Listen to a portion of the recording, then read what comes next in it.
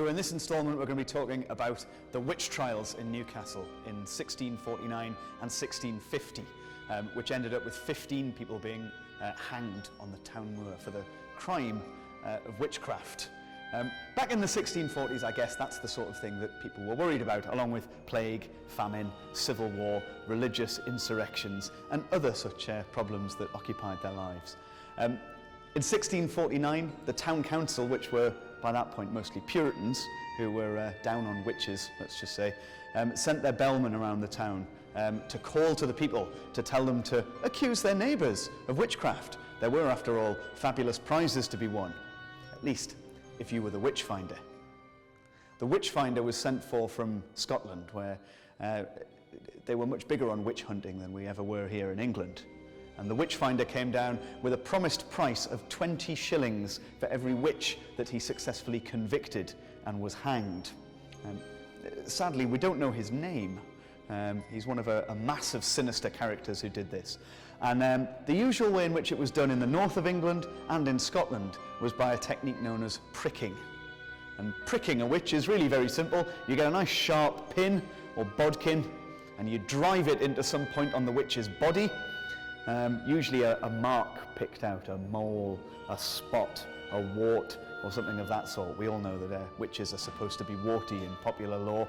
And if that mark doesn't bleed, or the witch cannot feel the pin going in, then that means that she is in fact guilty of the crime of witchcraft, and could be taken off to be tried by the civilian authorities and hanged. In this case, there's an interesting little story around this. While these trials were going on down in the Guild House, various people were hauled forth, and most of them, we're told, were the usual candidates for being accused of witchcraft.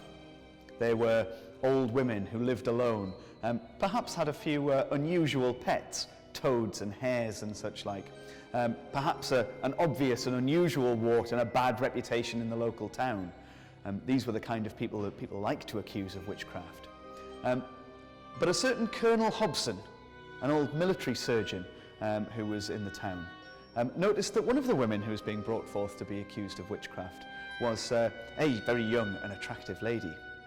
And he asked the witchfinder, surely this lady is not a witch, she's far too attractive for that. And the witchfinder said, no, I know who is a witch by looking at them, he said. And the people of the town have said she is a witch, therefore she is a witch. And so she was brought forth for the trial, and we're told that the witchfinder lifted up her skirts in front of the whole crowd of townspeople gathered in the guild hall, and then drove the bodkin into her thigh, at which point no blood flowed forth, and he asked the woman if she had felt anything, and she admitted freely that she had not, so that was it, condemned by her own words. But the colonel had another explanation for this, and he stepped forwards. And he was a good medical man after all. He said, no, the shame of lifting up her skirts in front of the townspeople has caused all of the blood to rush to her face as she blushes, and therefore there was none in her leg to come out during the pricking. And he made the witchfinder repeat this operation with a pin of his own choosing, and sure enough, this time she felt it and she bled, and so she was acquitted. That's really the sad reality of this kind of thing in the 17th century in England, was if you had somebody standing up for you, or you were young and attractive enough to be able to get someone to stand up for you, there was a chance of acquittal. But for most of these people, there was none. They were condemned by the paranoia of their own townspeople, of their own fellows.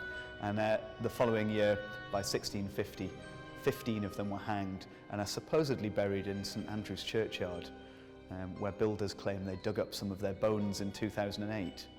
One of the builders said he had a rash on his hand afterwards.